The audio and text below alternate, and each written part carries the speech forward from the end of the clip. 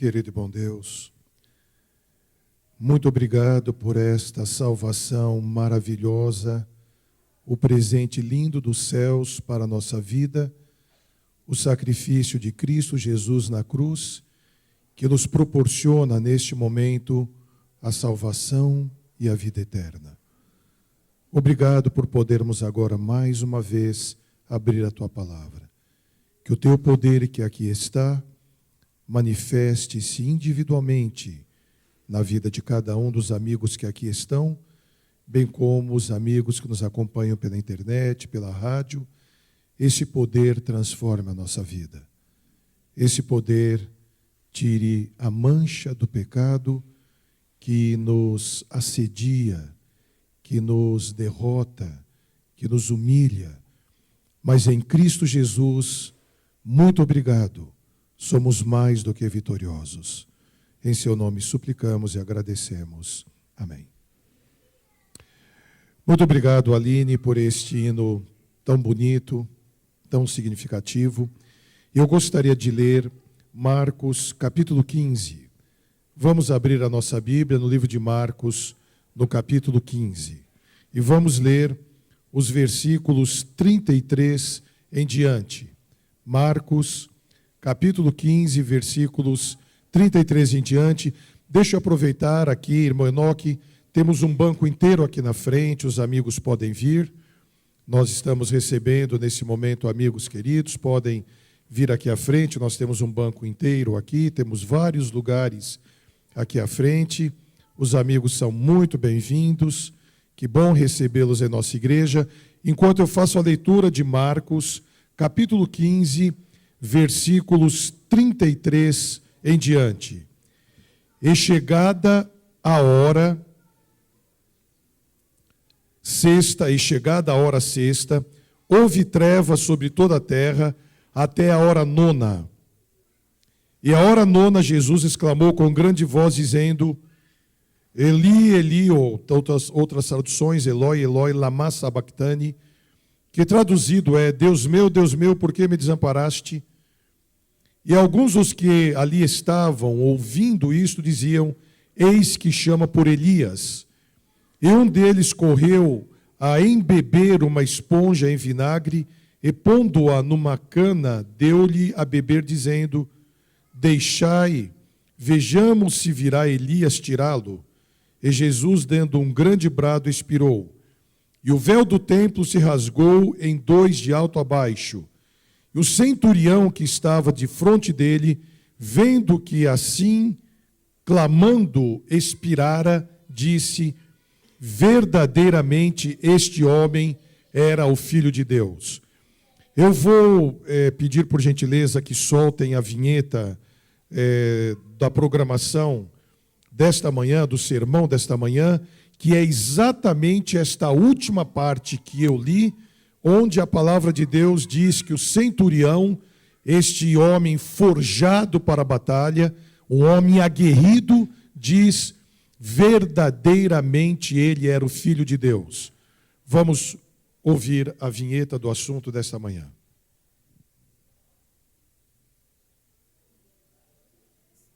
Sobre a cruz, e o Salvador soltou o seu brado agonizante, ouviu-se outra voz dizendo: verdadeiramente, este era o Filho de Deus. Essas palavras não foram murmuradas em segredo. Todos os olhos se volveram a ver de onde provinham. Fora o centurião romano que não pôde deixar de confessar sua fé. Na divina paciência do Salvador, no grito de vitória e no quebrantado corpo pendente da cruz, reconheceu ele a figura do Filho de Deus.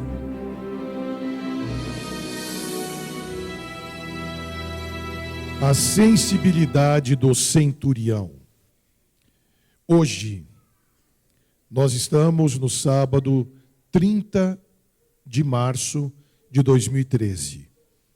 Nesse momento, Jerusalém, a cidade de Jerusalém, está esvaziada de carros, ônibus, não há trânsito nenhum. Os judeus hoje estão comemorando o Shabbat Shalom. da mesma forma que nos dias de Jesus. Eles estão indo, com a diferença de fuso horário que temos aqui para o Brasil, eles estão indo agora a pé para o Muro das Lamentações.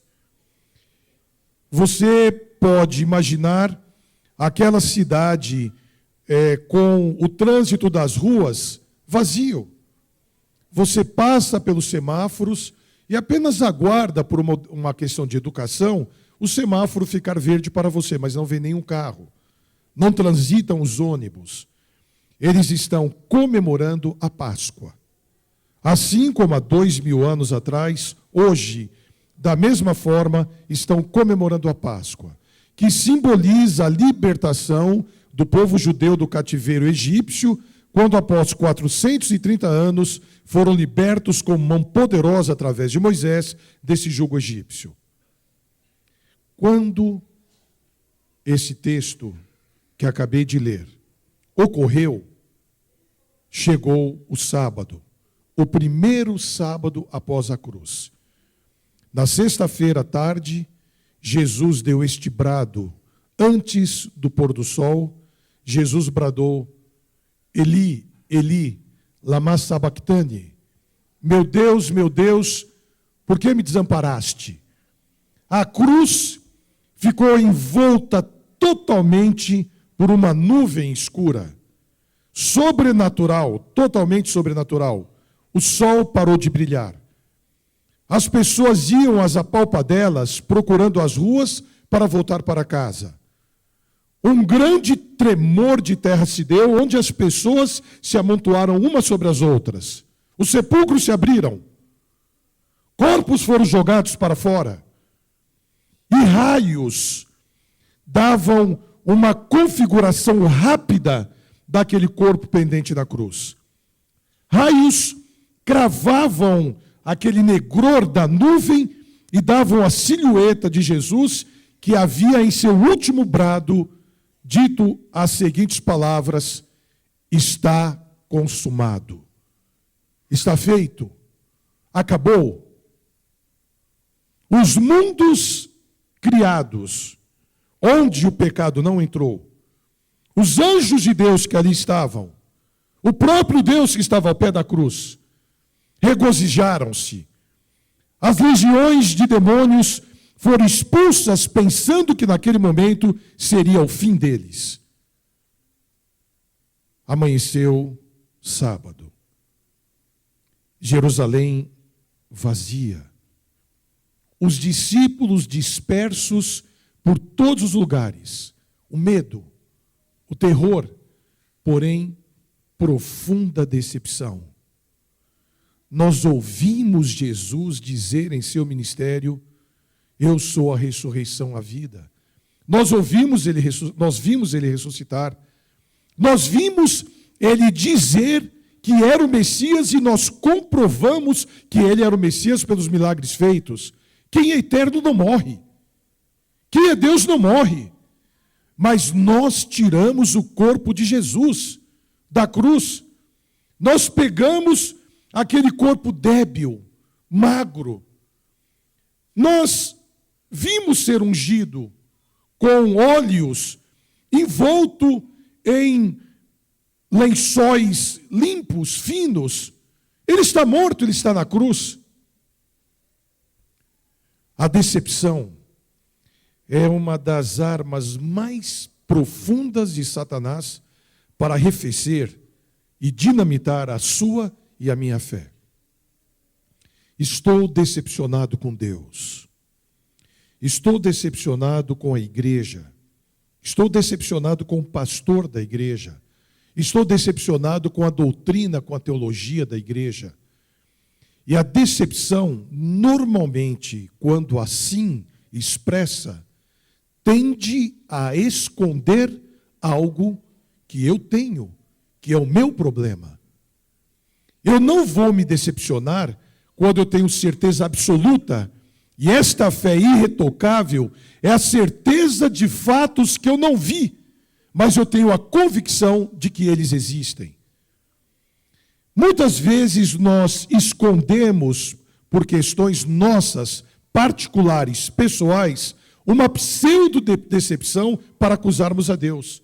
Nesse problema que eu estou passando agora, onde está o Deus vivo que me disseram morreu, ressuscitou e está no céu? E muitos há que dirigem-se a mim e dizem: pastor, estou decepcionado, estou decepcionada com Deus. E o que é maravilhoso no caráter de Deus? Ele não se decepciona com você. Sabe por que ele não se decepciona com você? Porque ele não desiste de você. Ele não desiste. Quando a palavra de Deus diz: com amor eterno eu te amei, eu já falei várias vezes aqui na igreja e vou repetir enquanto aqui estiver. Com amor eterno eu te amei. O que é eterno não morre. E esse amor sempre está à disposição a partir do momento que nós fazemos apenas um gesto. Nós não precisamos nem dizer, fazemos apenas um gesto, estendemos a mão. E ele nos socorre. Naquela manhã de sábado, quando os discípulos atônitos pensavam e traziam à memória desde a quinta-feira à noite, quando no Getsêmani Jesus foi preso, à distância acompanharam aquele sórdido, terrível, mentiroso, faccioso julgamento pelo qual Jesus passou. Era a lei dos judeus que não poderia haver julgamento à noite, muito menos na madrugada. E lá na casa de Anás e Caifás, o sumo sacerdote do momento Anás, o sumo sacerdote emérito Caifás, Jesus foi julgado e sentenciado à morte. À distância os discípulos acompanhavam. Viram Jesus ser maltratado, esbofeteado, a cruz, a coroa de espinhos, por fim ser crucificado, morto, e agora no sábado de manhã eles estão perdidos. O que aconteceu com o nosso mestre? Como pôde tamanha dor partir o seu coração? O que será da nossa vida? Porém, um brado, um clamor, ninguém poderia esquecer.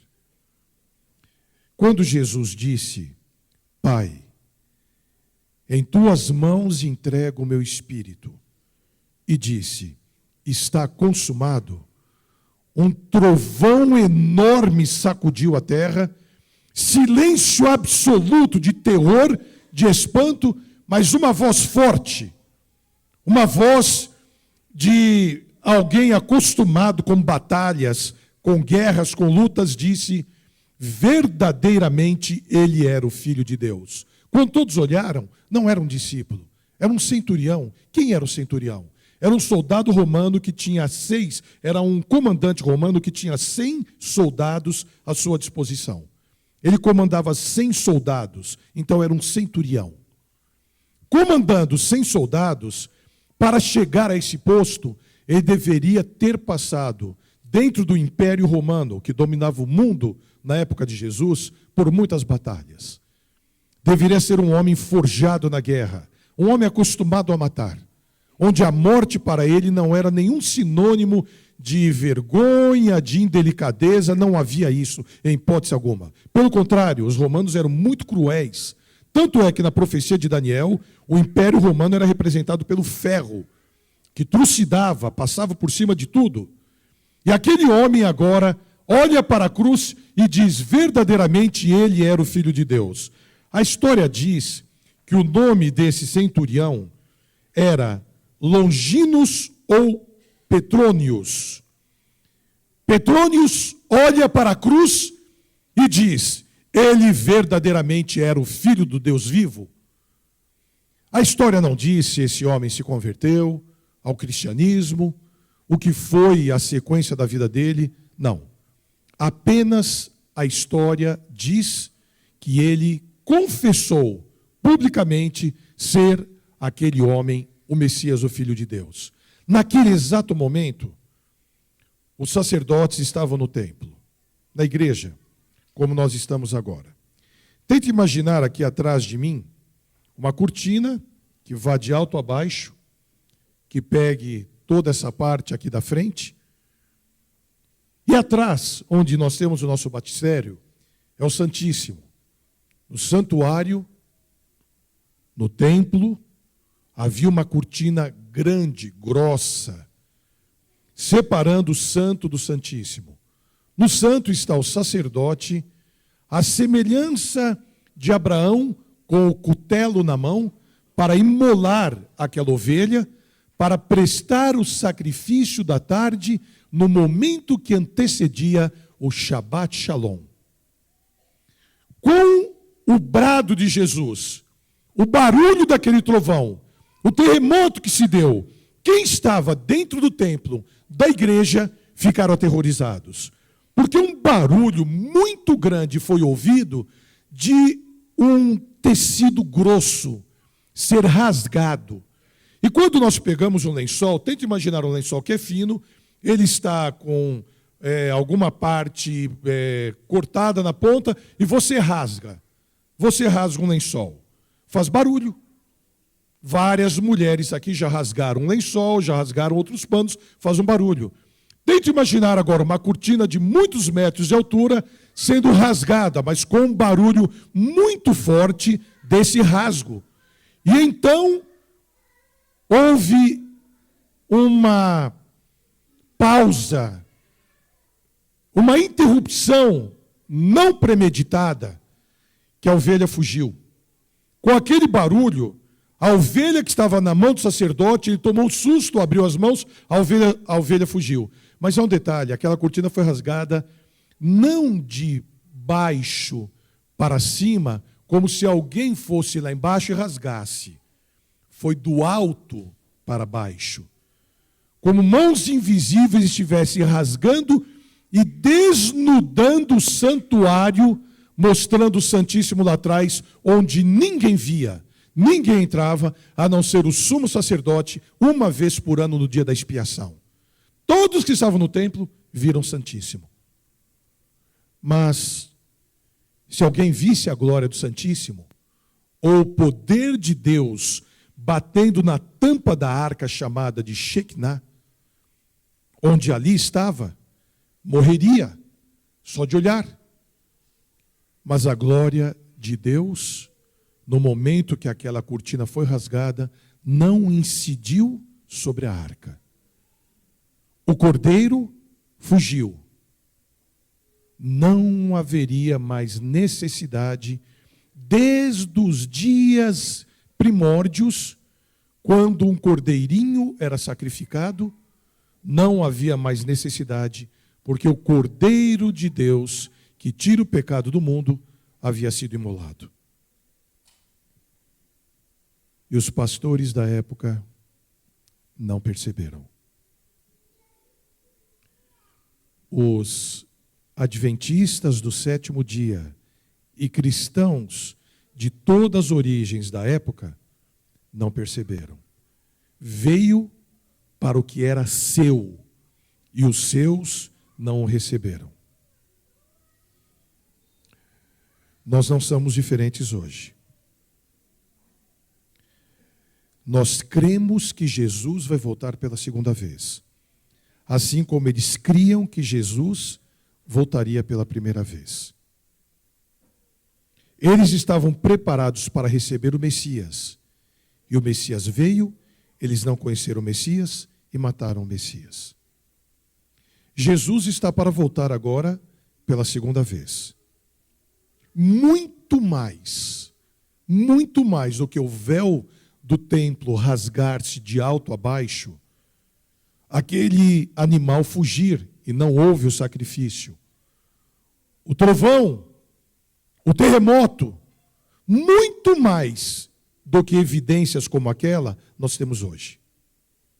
Nós vemos a olhos vistos pelos acontecimentos do mundo político, mundo social, mundo moral, mundo ecológico, mundo familiar, mundo religioso, que Jesus está voltando. E nós pensamos assim: vai demorar mais um pouco. Eu posso ainda fazer o meu plano. Eu posso ainda realizar o meu negócio. Pode. Nós devemos trabalhar. Nós devemos nos envolver como se Jesus viesse daqui a 100 anos. mas devemos estar preparados como se ele viesse hoje. E esse preparo é o que não havia naquela ocasião, por incrível que pareça. Houve regozijo no céu, houve festa no céu quando Jesus morreu. Ele colocou fim ao pecado. Os anjos rejubilaram, mas o povo, os discípulos que estavam com ele, choraram e prantearam terrivelmente. Morreu o nosso Salvador, morreu o nosso Senhor. É preciso que um pagão abra sua boca para dizer verdadeiramente ele é o Filho de Deus. Como nos nossos dias, se não falarmos, as pedras falarão. E, querida igreja, amigos que nos ouvem pela internet, se com a bênção de Deus não nos tornarmos discípulos hoje, uma igreja missional, uma igreja onde cada membro da igreja, onde cada visitante tem a sua missão desenvolvida na mente, no coração, para ser um discípulo, motivo pelo qual nós temos uma classe de discipulado aqui na igreja. E o objetivo dessa classe de discipulado é fazer discípulos com seus dons. Cada um tem um dom. Qual era o dom de André? André não sabia pregar, André não sabia falar, André não sabia cantar. Mas por que André é considerado, como discípulo de Jesus, o primeiro missionário da era cristã? Porque ele levava pessoas para ouvirem Jesus. Ele via alguém que estava de alguma forma interessado, ele levava para ver Jesus. Nós somos discípulos do século 21. Se não nos envolvermos como uma igreja missional, irmãos queridos, me perdoem, esta geração vai morrer e Jesus não vai voltar. E pela misericórdia de Deus, Ele nos dá bênção agora, nesse sábado pela manhã, que era a decepção terrível para os discípulos. Ele nos dá a bênção de estarmos aqui na igreja, olharmos para trás, conhecermos a história e vermos, a olhos vistos, a tumba está vazia. Eu estive lá e eu vi a tumba vazia. Diferente de várias peregrinações que são feitas por este mundo afora, onde vão visitar o túmulo de líderes de outras religiões pagãs que morreram e estão ali. Olhando para trás, como discípulos do século 21, nós temos uma responsabilidade muito maior. Jesus morreu, ressuscitou, foi para o céu, e amanhã, no último dia da Semana do Calvário, nós vamos falar sobre a ressurreição. Jesus morreu, ressuscitou, foi para o céu, mas antes de ir para o céu ele disse algo importantíssimo: voltarei. Irmãos, esta frase que eu vou dizer agora é tão batida, eu já falei tantas vezes, mas peço licença para repeti-la. Quando ele disse, voltarei, eu não posso questionar, porque ele é Deus, e Deus não mente. Todas as profecias da Bíblia se cumpriram, todas. Falta uma, só uma. E não é a volta de Jesus, porque a volta de Jesus não é a concretização de uma profecia, é o final de todas elas. Falta uma profecia, Mateus 24:14. E este evangelho do reino será pregado a todo mundo, em testemunho a todas as nações. E então virá o fim.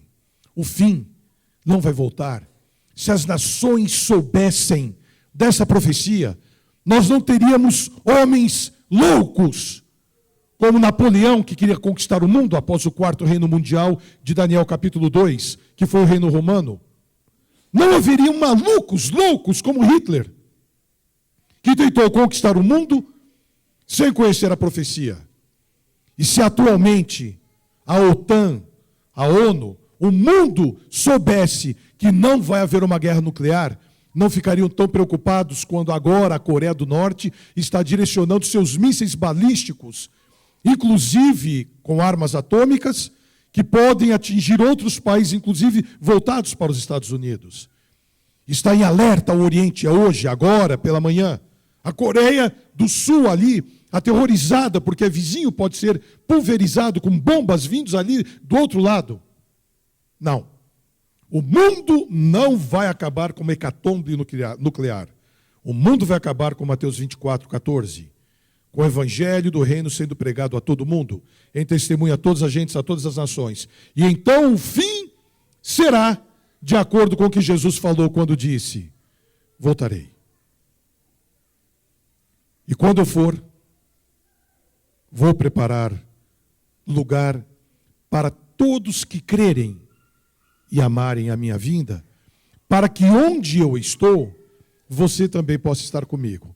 Então nós ficamos pensando e dizemos: o meu casamento está uma droga, está acabando. Eu estou com a minha conta no banco estourada. Não tenho dinheiro para pagar segunda-feira o que arrebentou tudo. Estou com uma doença que não consigo diagnosticar. Tenho vícios que não consigo largar. Tenho um marido que me perturba o dia inteiro. Tenho uma mulher que me atormenta como fogo do vale de Inom, de dia e de noite queimando. E vai indo. Eu posso inverter, né? Em vez de mulher, o homem, né? Que fica, as mulheres gostaram, né? Então nós começamos a analisar como está a nossa vida, e sabe o que acontece? É uma armadilha de Satanás para tirar o foco e a sua visão do acontecimento maior que é a volta de Jesus. Ele usa artifícios para tomar o seu tempo, para tomar o meu tempo. Quantas vezes me reuni já com os meus anciãos e nós analisamos, estão aqui me ouvindo, que o tempo do pastor é tomado em muitas ocasiões um percentual altíssimo com encrencas e questões pessoais que poderiam ser tratadas de outra forma para deixar o pastor livre para a pregação. Livre para estar com a ovelhinha que está com a perna quebrada, com problemas. E o mesmo acontece na sua vida. Os afazeres tiram ou nublam a nossa visão do acontecimento maior. E então, ao ouvirmos a voz do centurião romano que disse: verdadeiramente ele era o Filho de Deus, o Messias, eu posso dizer agora: verdadeiramente Jesus voltará. Verdadeiramente isto vai acontecer. E eu pergunto mais uma vez: estamos preparados? A nossa vida, o nosso lar, os nossos filhos, os nossos netos, a nossa igreja. Você vai ser convidado para o discipulado. Aceite. Procure desenvolver o dom que Deus te deu, ou os dons que Deus te deu, com um único objetivo: apressar a volta de Jesus. E apressando a volta de Jesus, você vai estar preparado. A Aline vai cantar um hino agora. E este hino que ela vai cantar é uma oração. Eu gostaria de, neste sábado da Semana do Calvário, quando o mundo para, o mundo cristão para hoje, mais de 2 bilhões de pessoas no mundo param, que nós parássemos, já estamos sentados, mas parar simbolicamente com o turbilhão da nossa mente, para fazermos mais uma vez uma entrega a Jesus. Quando Ele diz: dá-me, filho meu, o teu coração. Ao ouvirmos este hino, que o poder de Deus quebre. Olha o que eu vou falar, por favor, preste atenção. Que o poder de Deus quebre as barreiras do seu coração. Aprenda ou desenvolva mais uma vez o perdão. Senão você não vai poder fazer o Pai Nosso. Quando diz: Pai, Perdoe as minhas faltas, como eu perdoo quem me ofendeu. Qual é a pior ofensa pela qual você pode passar? É pior do que as que Jesus passou? Perdoe. Restaure pelo perdão. Acabou o amor? A Bíblia diz: Deus é amor. Peça a Deus para desenvolver o amor. E vamos ter, com a bênção de Deus, famílias unidas, uma igreja unida, e unidos como família e como igreja, aguardando e apressando a volta de Jesus. Que Deus nos abençoe. Amém.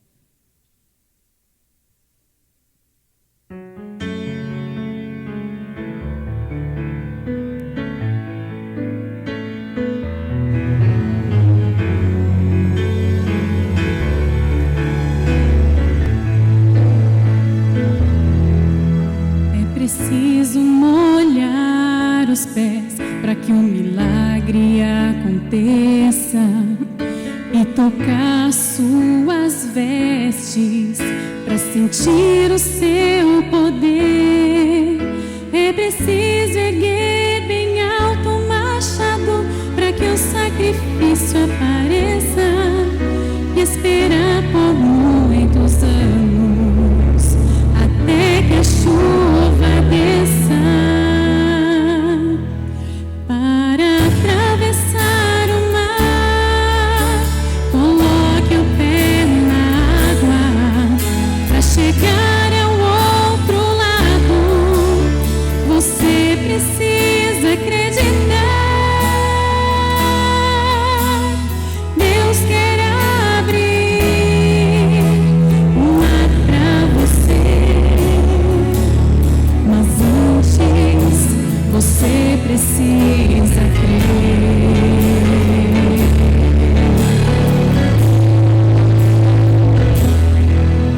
É preciso mergulhar a sétima vez e clamar mais alto que o mundo, para então voltar a ver.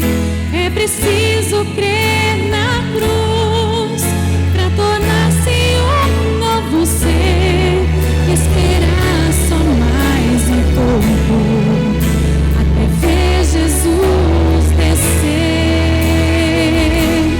Para atravessar o mar, coloque o pé na água. Para chegar ao outro lado, você precisa acreditar. Deus quer abrir o mar para você, mas antes você precisa crer.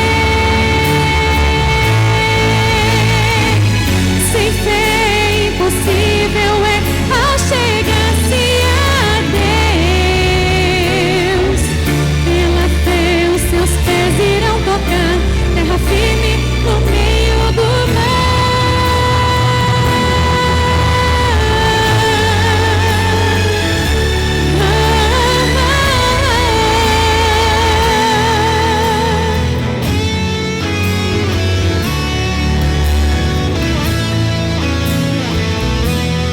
Para atravessar o mar, coloque o pé na água. Para chegar ao outro lado, você precisa acreditar. Deus quer abrir o mar para você, mas antes você precisa crer.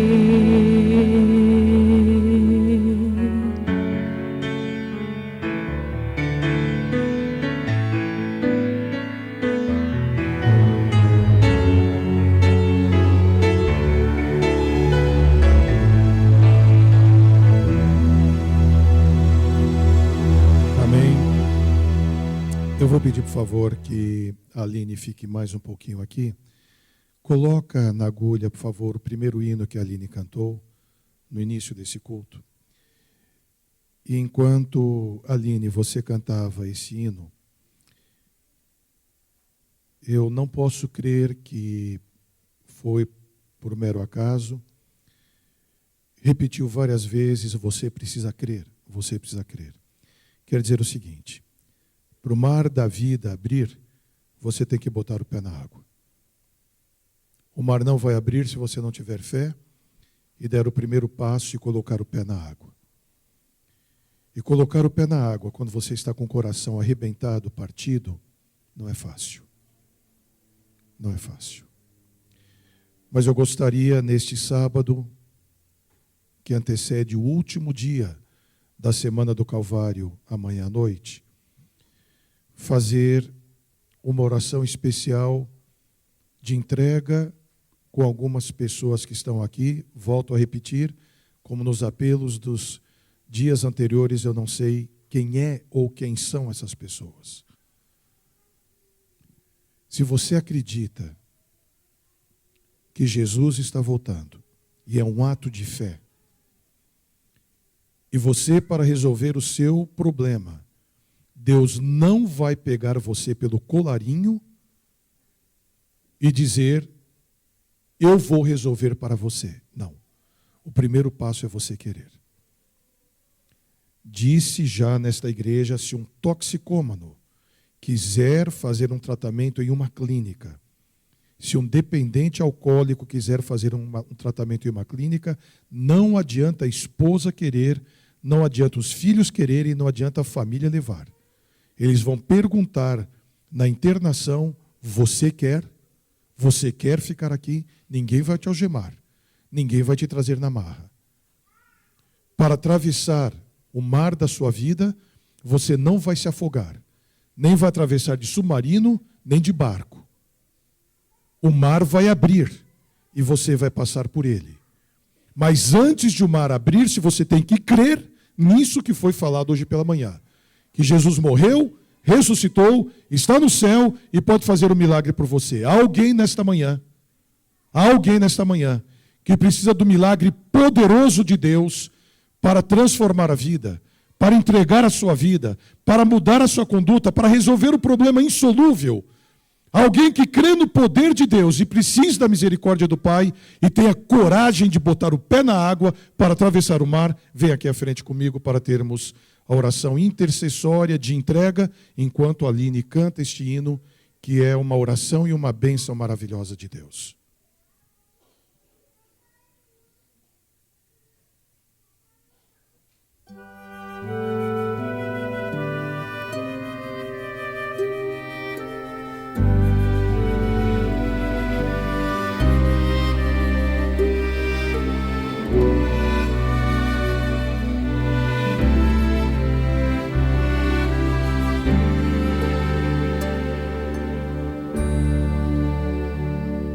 Uma história aconteceu,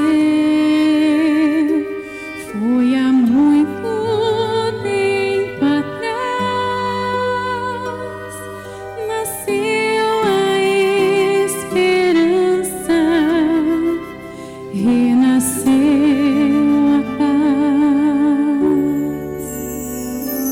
o princípio do saber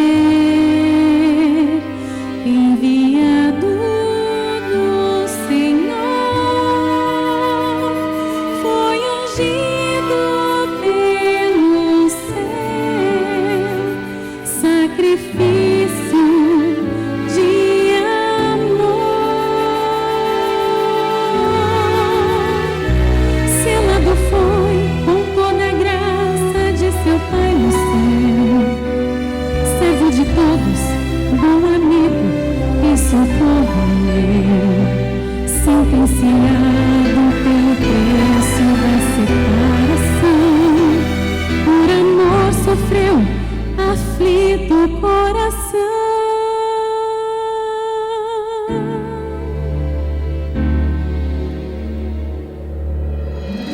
Pai bondoso, Deus poderoso, perseguido sem razão, massacrado sem ação, humilhado foi meu mestre,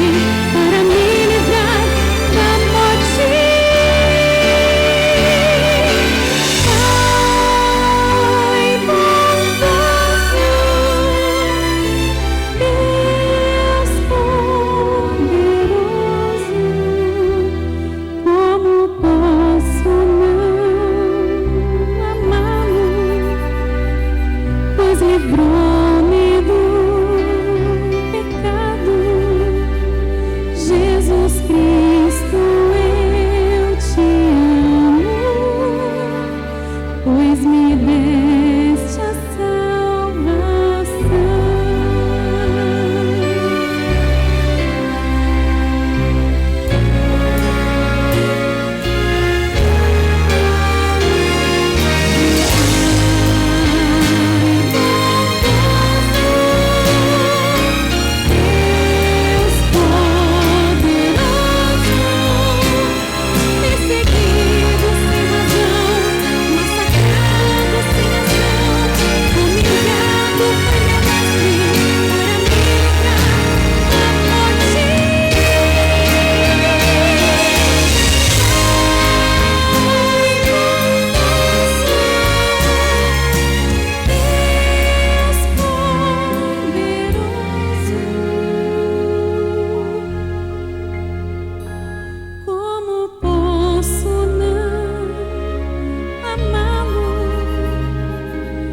Livrou-me do pecado, Jesus Cristo, eu te amo, pois me deste a salvação.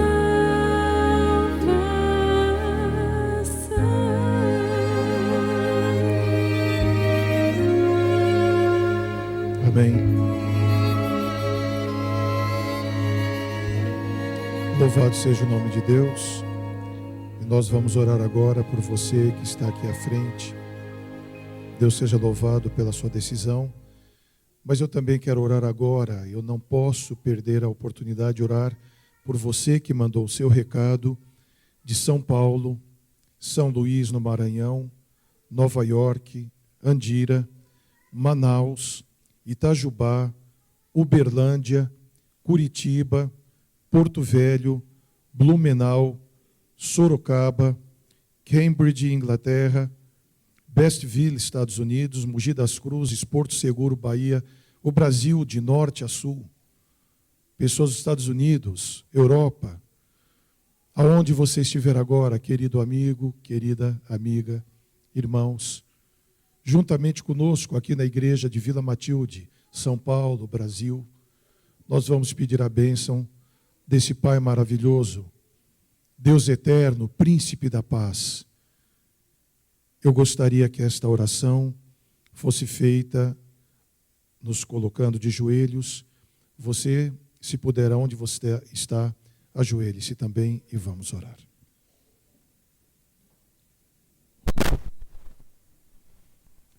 Querido e bom Deus, obrigado pela bênção maravilhosa desta manhã de sábado, quando reunidos em Teu nome e com o coração profundamente agradecido como discípulos do momento, ao olharmos para a história, ao vermos o passado, quão bem-aventurados somos, quão felizes somos em conhecer essa história, não nos decepcionarmos, não nos entristecermos, mas sabermos que o nosso Deus vive, que Ele reina e que por fim se levantará sobre a terra para colocar um estágio final nos males, dores, lutas deste mundo, colocando um fim ao reino das trevas, libertando e remindo o seu povo,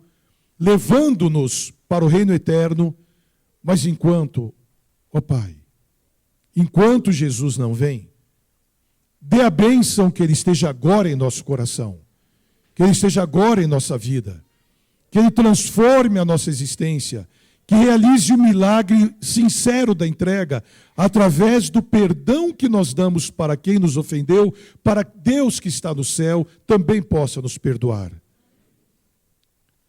Una os casamentos arrebentados. Una pais e filhos separados. Una famílias destroçadas. Una a tua igreja.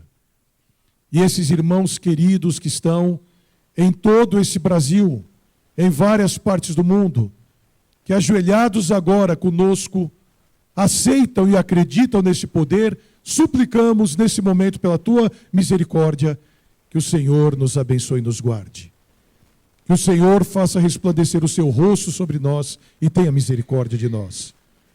Que o Senhor nos olhe agora com muito amor e nos dê a bênção do perdão, a bênção da restauração, a bênção da esperança em nosso coração da volta de Jesus e a bênção da paz, da alegria e da felicidade em Cristo Jesus, e unidos com teu poder, agora e para sempre, suplicamos em nome de Jesus. Amém. Amém. Que Deus a todos abençoe. Queridos amigos, vamos encerrar agora a nossa transmissão e amanhã à noite às 20 horas novamente os esperamos aqui. Que Deus te abençoe e continuaremos a orar por você. E a nossa igreja, que Deus a todos abençoe. Vamos ter agora a escola sabatina. Imediatamente vamos começar. Não vá para casa. Não perca a oportunidade de receber a bênção de Deus. As crianças e jovens podem ir para os seus departamentos. Encerramos a transmissão. Vamos continuar a transmissão com a escola sabatina. Então a transmissão vai continuar. O louvor vai estar aqui. E vamos então continuar a transmissão com a escola sabatina. Que Deus a todos abençoe. Amém.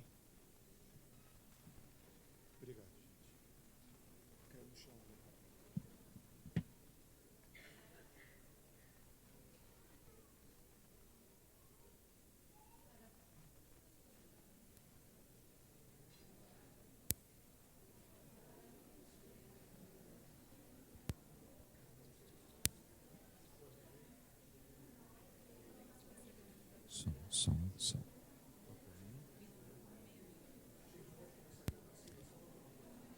Para a saída organizada, então, e como